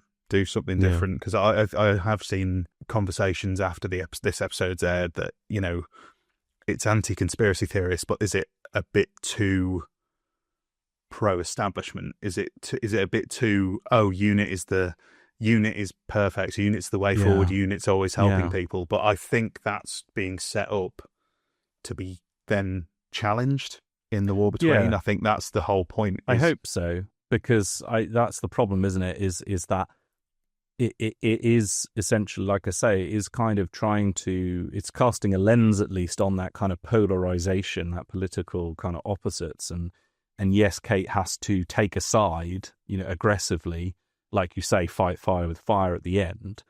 But it doesn't necessarily put the stamp of approval on that and say that's the way the story ends, but that's not necessarily the way it could have ended or should have ended. We can question that. And so I think there's enough to explore then when we go into their own series. As far as I know, I haven't really looked into it. Maybe I'm just imagining this, but I believe they're coming back at the end of the season. I think so. I mean, I think Mel's in a trailer, so I think we can assume Mel is coming back, and if Mel's coming back, you'd assume probably the whole gaggle of them. The Unit gang are probably going to be, I'd imagine, in the finale. At least the reality war. I mean, how do you feel now we're at the midpoint? Obviously, we've touched on. I think we've covered everything for Lucky Day, really. But I'm excited. I mean, definitely next week's is the one that, just from the image, I saw the kind of wooden spider creature, and I saw like the the aesthetic, the costumes. I don't know the writer, but this was the thing going into the season I was excited about, was that there were going to be other writers. And I don't blame Russell T Davies for not having such variety last year. I think that was probably a production necessity just because of the way that the series was made. But to have new voices and new writers was something that I really missed after the Chibnall era, at least Chibnall's first series. Yeah, that was one of the things that I was really excited about then. I've tweeted about this fact a few times, is that I think this is now the second episode in over 4 years, over 5 years now, because it's like, I think it's around about February 2020. Since then, we've only had 2 episodes that haven't had a contribution from a current or former showrunner. Basically, one of the 3, Russ T Davies, Christian or Stephen Moffat.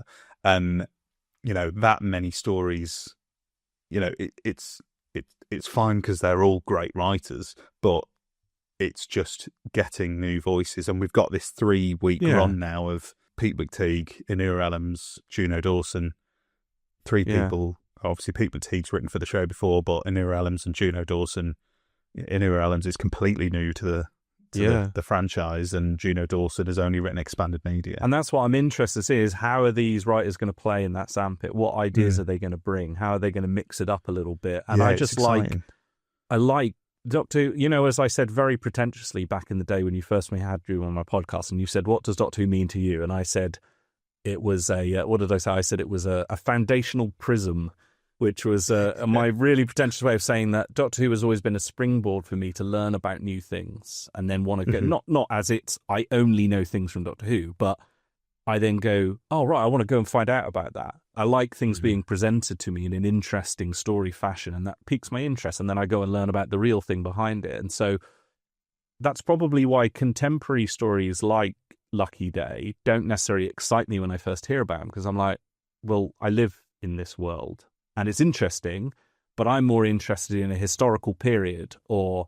an exotic location or somewhere, and learning about. That's why I think I hope I get feelings that this episode next week might hopefully rival Demons of the Punjab in some way, because in the sense that Demons of the Punjab really appealed to me because it was, from my point of view, I thought it seemed like an authentic voice that wasn't your typical, English white voice that most of Doctor Who's history has been written by, and some of the best stories ever. But to have someone, not a white person, writing about partition, but someone of that heritage and giving that perspective gives it an authenticity in it. And then these creatives just, one of the best things was how Segun Okanola changed the music to make it, and I don't just mean his own spin on the theme tune he did for that episode, but the music in that. And the trailer at the end of this episode for next week, immediately, like the colors and the look of it, the aesthetic, the music that was playing, I thought, I'm really excited for this. I really think that's going to be interesting. Yeah, I mean, from day one, when we learned about this series, I mean, this has been the one. Next week's has been the one that I've been most excited for, which is why I'm now worried because of that Doctor Who fan aspect of me, where I'm like, well, surely it's also very ingrained in me as a football fan, where it's like, you keep winning games, but it's like, well, you're going to lose one at some point. The run's got to stop at some point, and I really hope it's not next week because I'm so excited for it. But I'm really excited for a newer Ellim's story, and like I said, just having a unique voice telling a story that not everybody could tell is perfect for Doctor Who, because it's exciting, very exciting. Well, for me, and this is just definitely personal bias, is the intergalactic song contest is the one that I'm not looking forward to. Not because I expect it to be bad, not because of any real legitimate. It's just that I don't, in the same way I feel about babies, maybe not quite the same. I don't like Eurovision. I find I'm a curmudgeonly old negativity. Babies, romance, Eurovision. Yeah, definitely. Richard's top 3 in Room 101. I'm not interested in Eurovision, but I'm prepared. The thing I do like about Eurovision, because friends and colleagues, they have Eurovision watch parties and stuff when it comes out. And my wife Lisa likes to watch it as well. And when I've sat down and watched it before in the past, it's not bizarre enough. I want every group in Eurovision to be, riding around on unicycles with cone hats or something. I don't want them pretending to be a subpar version of like Maroon 5 or whatever. That just goes to show how with it you want it weirder. And maybe this will be. I mean, I haven't listened to. I know Junior Dawson was heavily involved and wrote Redacted. And I haven't actually listened to all of Redacted. I just keep forgetting. But I listened to most of it, and I did again. I haven't listened to series 2 yet. No, I don't think she was involved so much in that, though, was she? Yeah. I think James Goss took over because there was some controversy at the time about were they taking it away. But of course now she's writing Doctor Who itself, the television program. Again, I liked Redacted because again it was a different perspective. It was a different view on something that I had the idea of trans identity and things like that is something that I don't have any personal experience of, and other than through as a teacher, I'm somewhat aware of that. People are finding that kind of elements of their identity, but I like those elements in Redacted. It was a window into a world, because unlike, I think, some people, I don't watch things purely just to see myself.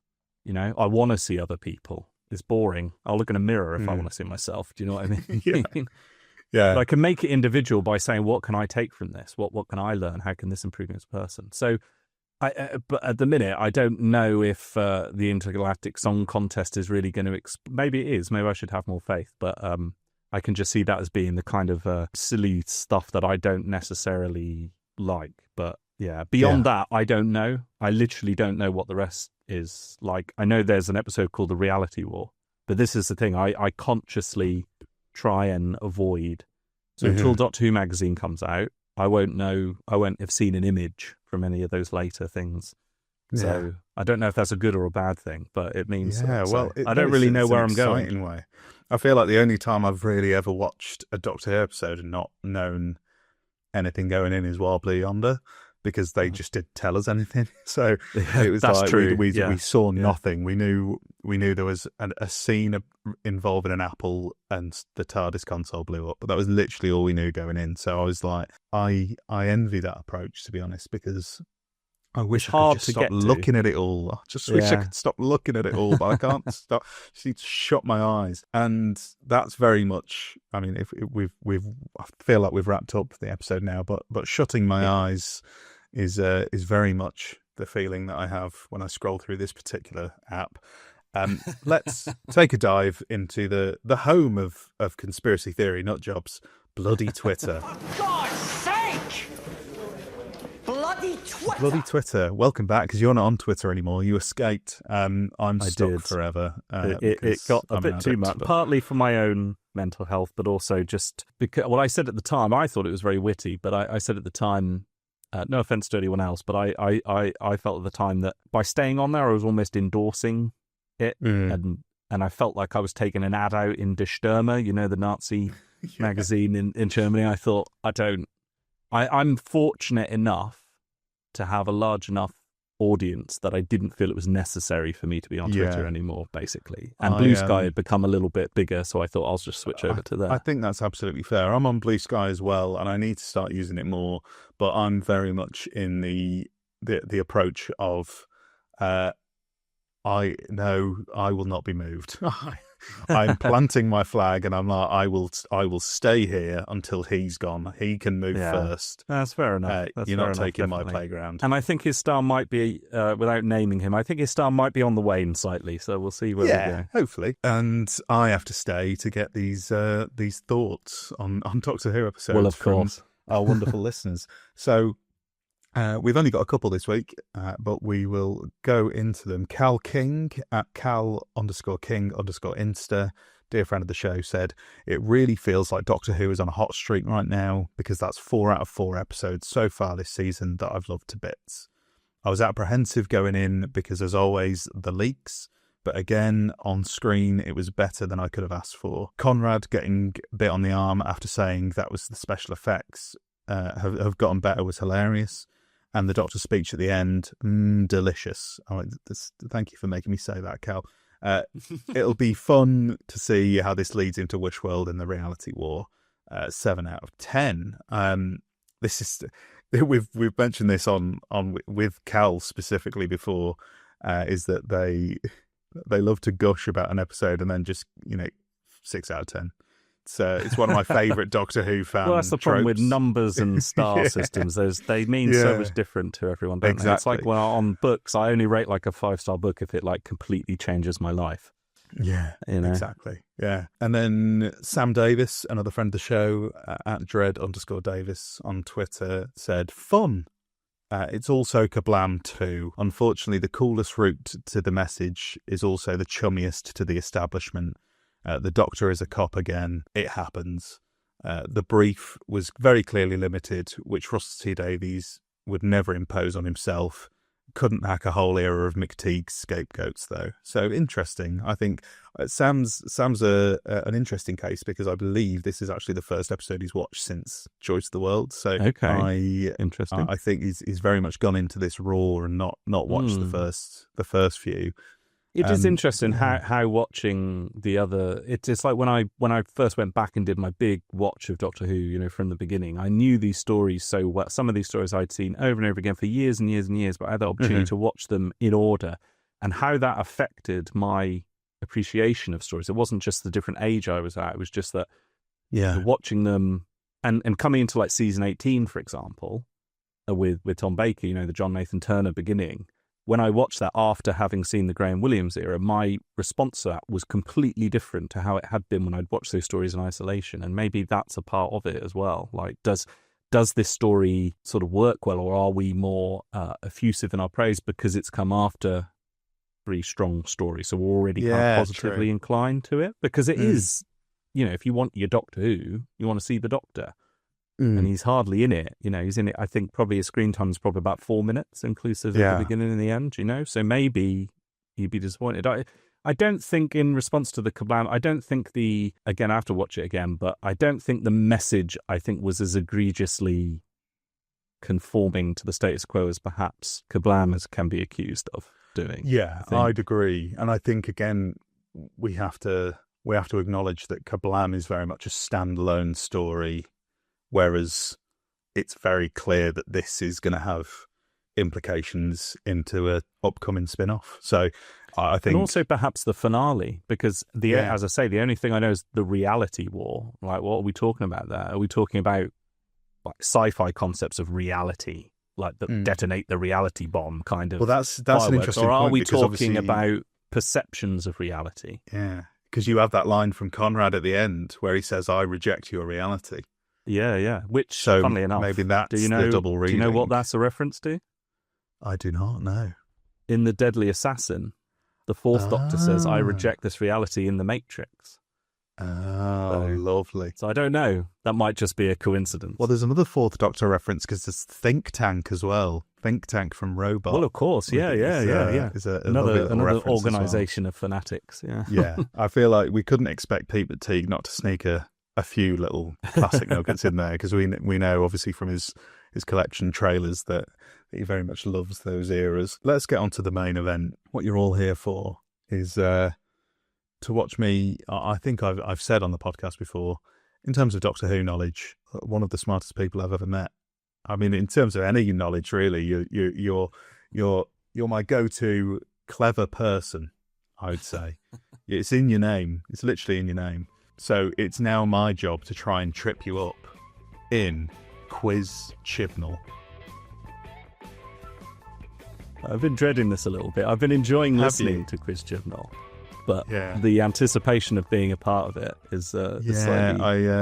I feel like this week you benefited from the fact that we're recording quite soon after the episode, so I couldn't really get my teeth stuck into... Usually, sometimes it's taken me like 6 hours to get a Quiz Chibnall prepared, because I went and like the first one for the series where I did first lines of companions on screen, and I went and dived into the episodes to find them. I was going to put K9 in, but his first line, I believe, is affirmative master, so absolutely right. I was going to say it's going to be something like that, wasn't it's going to be too easy. So what I've done, because obviously we can't do head-to-head this week, because you are on your own, you've just got I'd a run solo out of time category. On the head-to-head anyway. I can't be quick enough.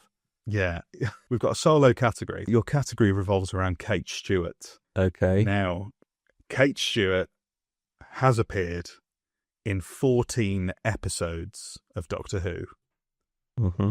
I want you to name them all. Oh dear. So what I will specify is that this may be a little bit of a hint for you. For reasons, I've done episodes rather than stories. So individual episodes. So two-parters are split into two. Okay, yeah. So that might give you a little hint as to why that is the case. But yes, she's appeared in 14 Doctor Who episodes over the past 13 years. And basically, that is your round. It's very simple this week. I want you to just name all of those episodes. Just go through as many. You don't have to do it in order. Just as many as you can name. I have one question, and I think I know the answer to this already. Okay. Are we only considering television episodes of the TV series Doctor Who? We're not including downtime. Downtime. Things like that are not so I believe included, you've recently dipped your toe into, have you not? Oh, no, it wasn't you. Sorry, someone else told me that. I thought I told you to watch it, though, because it was shot at the UEA. Oh, was it? I'll lend it to you, yeah. It's quite funny it's seeing just down the road. Yeti wandering about the UEA, yeah. I'm gonna have to watch Downtime now. Wow. And we got a Yeti reference in this episode as well. That was another yeah. He's in the underground, he said. Yeah. Okay, I don't think I'm going to be able to do many of these. So, Power of Three. Yes, that's correct. That is her first appearance. That's her first appearance. I was going to try and do them in order, but I don't think I can. I think I'm going to have to just grab them out of the ether as I think of them. I tell you what, to spice this up a little bit, so you're not just naming episodes. I say we give you 3 incorrect answers before you're out. Is that fair? All right, that's very generous. I think 3 strikes and you're out. Yeah, fair enough. That's the tradition. Okay. Yeah. So she's in Power of Three. She's in the Zygon Invasion. Yes. The Zygon Inversion. That's correct. That's 2. She's in the Day of the Doctor. She is in the Day of the Doctor. She is in the Lucky Day. She is in Lucky Day. She is in Empire of Death. Empire of Death, yes. The Legend of Ruby Sunday. Yeah, you're on a roll. You're nearly halfway through. You are halfway through, actually. She's in the Giggle. She is in the Giggle. Right. Dark Quarter. That is your first incorrect answer. I couldn't remember if she was at the end. Of course she isn't. Death in Heaven. Death in Heaven is correct. Yeah. Yes. That is why it's split into 2 parts. I see. Yes, of course. Yes. Yeah. Let's see. I'm feeling there's another Capaldi one in there somewhere. Or maybe even a couple of them. Magicians of... is it The Witcher's Familiar? Can't remember I think it's Magician's Apprentice. Magician's Apprentice is correct. Oh, you are correct. I knew it was one of the... I get those 2 mixed up. Yeah. Right, because she's not in the next one, I don't think. No, because they're on Skaro then, aren't they? How many have I got left? You've got 4 left. Okay, I'm pretty sure I've missed a Matt Smith one in there somewhere as well. But no. Oh, Power 3 is the only one where Amy is in it with Unit, I believe. I'm sure they're the Doctor. That's the first time Clark, yeah. So it's got to be Capaldi. Oh no, what am I thinking of? The Power of the Doctor. The Power of the Doctor. Yeah. I was thinking. Just skipping over 13 for some reason. You're skipping 13 there, yeah. The Power of the Doctor is correct. So she's in that. Oh, there's another one. There's another 13th one, I think. There's the Power of the Doctor, isn't there Unit in Flux at some point? Oh, no, I don't know if I remember. So I've got 3 left. You've got 3 left. I'm sure. I think I'm forgetting. She's got to be in Flux, because isn't it in Flux where they say about unit cutbacks or something? And everyone got cross, and of course there's Unit in its early days. And Flux, of course, doesn't count as one story, does it? It doesn't. No, I'd need the individual episode or episodes. So, not the Halloween apocalypse, I don't think. Oh, no, I don't think I can remember. I can give you a hint if you want. Do you Go want on a hint? Then. Yeah. I'll tell you what's left. I'll say you have... Yeah, you can tell me what's left just to give me the answers, yeah. No, not the answers. I will tell you that 2 of the 3 are 13th Doctor stories. Yeah, I thought so, yeah. And the other one, I take it we're not considering episodes that haven't been transmitted yet. We are not, no. No. Am I forgetting a Shooter Gatwa? I don't think I'm forgetting a Shooter Gatwa one. They're in the Giggle. Are they in the Star Beast? That is incorrect. Oh. She is not in the Star... Unit are in the Star Beast and Shirley's in the Star Beast, but Kate does not appear until the Giggle. So you have 1 incorrect I've got one. answer left. I thought... So you can... Right, okay. Oh, wait, have you? Yeah, no, you only said Dark Water and... Yeah, and that one was right, your only wrong answers. I got 1 strike. Okay. You've got 1 strike left. Right. So if you want to just take a punt, go for it. 13th Doctor. Let me think. First season. I think they're in the first season. There's nothing really returning that. Second season. Oh dear. No. I think my mind's gone blank, Josh. I can't think. No, I'm pretty nothing? sure it'll be in Whittaker's second season. I think there's a story in there that I'm forgetting. I think Okay. Are you? probably Spyfall or something. No, it's not Spyfall. No? You were on the right lines with Flux. Oh, okay. There are Yeah. 2 episodes from Flux, and they are the.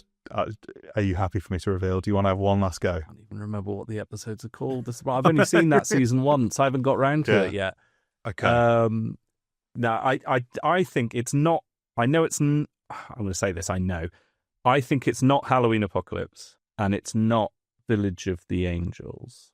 So it's going to be one of the other, 2 of the other ones, or at least one of the other ones. That's correct. Yeah, it is 2 of the other ones. It 2 is. of the other ones. So is it? That's not the Sontaran one. So It's not. No. no. Well, Go on.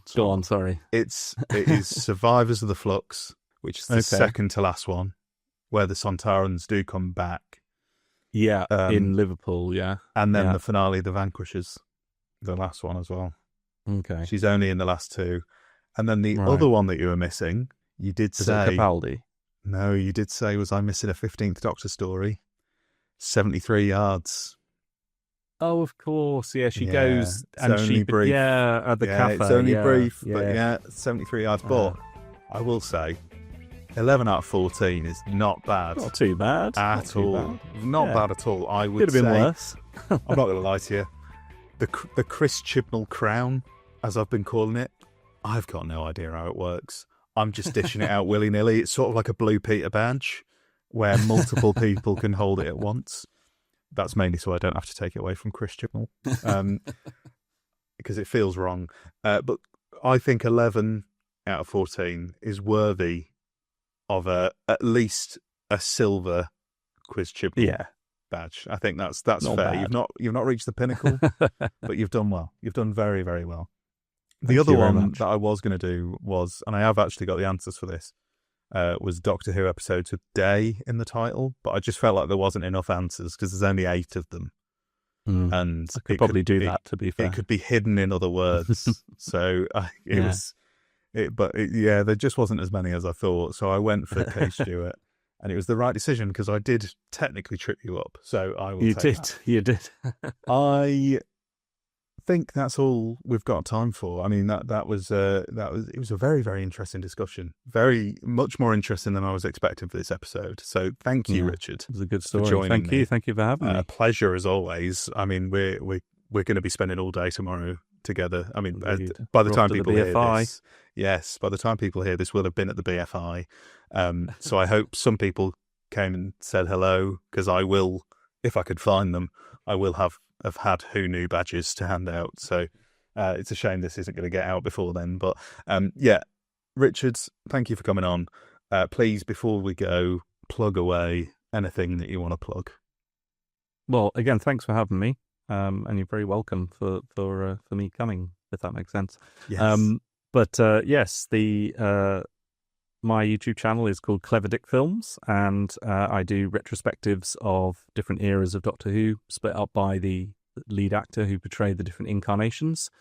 I take far too long to make them, as many people will sympathise. You take just as long as you need to make them. Take as long as you like, because they are probably my most watched YouTube videos ever. I think I've rewatched them all about 18 times. Well, I'm working on the Capaldi era. It's been long in development, as always. Probably longer than any of my other videos, actually. And part of that is because I did quite a lot of work on it before I then gathered a load of extra research materials that I didn't expect, and that kind of fundamentally, rather than giving me the opportunity just to add things in, I thought, actually, I need to go back and rewrite this. The sort of central thesis of a thing changed, and I thought it will be stronger for it. So that's one of the reasons why it's a bit... People have started saying, because I post things and say, coming soon, and I think the first one I posted was on Doctor Who Day last year. So your definition and interpretation of soon is interesting, and people have started saying how many seconds in the words coming soon, which is kind of a nice... As I've said before, it does feel a little bit like punching that crystal ball at the end of Heaven Sent, you know. But we're it'll be so worth it at the end. So worth it by the time I you hope get so. to it. And then after that, I'll be doing, because my patrons have voted on a companion video, and this time they've chosen Ian and Barbara, which I'm very excited to do because they're one of my favourite pairings. We're going to go all the way back to the beginning again.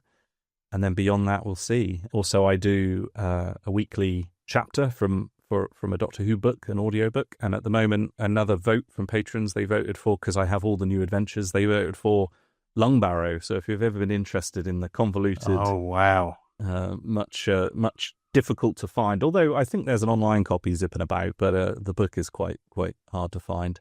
But I'm doing a chapter a week, so if you're interested in that, you can go on over to my Patreon. There are previews if you want to check and see if I'm good at reading before you. I think everybody commit to knows. Anything. So come on, listen to those dulcet tones. I mean, if any voice is going to guide you through Lungbarrow, but you'd want it to be this one. The difference is, though, that it's this voice doing an impression of Sylvester McCoy and Sophie Aldred and others. So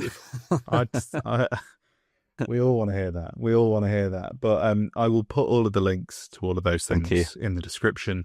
So please go check them out, because, like I said, I Richard is a very dear friend of mine these days, but is still one of my all-time favourite YouTube creators.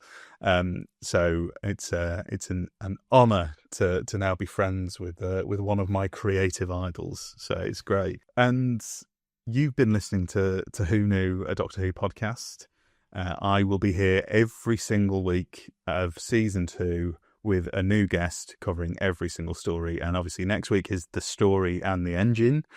And I believe this may change if plans change, but I believe I will be joined by George Sheard, obviously, is I think his 6th appearance on Who Knew. So, he's never getting rid of George. George Sheard and Cooper Britton from Nostalgia Bait will be joining me to break that down. And then I'll have many more wonderful guests from there on, just covering all the episodes. But if you're new to the show, usually I'm here chatting to wonderful guests, interviewing people. Richard has been on the show before. We've done a full episode about Richard and about his content, and that was an in-person one of my very few in-person Who Knews.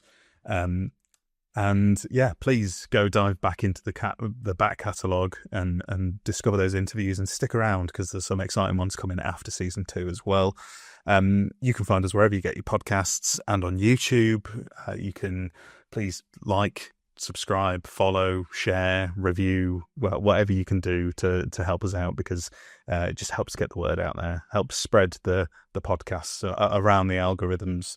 And you can follow us on all the socials, Twitter, Blue Sky, at Who Knew Podcast. You can follow me as well, Josh Ryan Carr, on Instagram as well, at whoknewdwpod. And you can email the show as well, whoknewdwpod@gmail.com. And I think that's everything. So I will see you all next week. Richard, once again, thank you for joining me. Thank you for, again, the wonderful chat. And I will leave with one message. I think the moral of this story is really, don't date podcasters. It's just a terrible idea. White men with a podcast, avoid us at all costs. Good message. Good message, yeah. Well, thank you, Richard. Thank you. Thanks for having me. And thank you all for listening. I will see you all next week. Thanks for listening to Who Knew, a Doctor Who podcast. You can find us wherever you get your pods and on YouTube. Please give us a like, share, subscribe and a review if you can. It really helps us out. Massive thanks to Oliver Chenery for the Corridor of Fame intro, and the Sononauts for lending their cover of the Doctor Who theme to be the theme for the podcast. Who Knew is a New Kid Media production.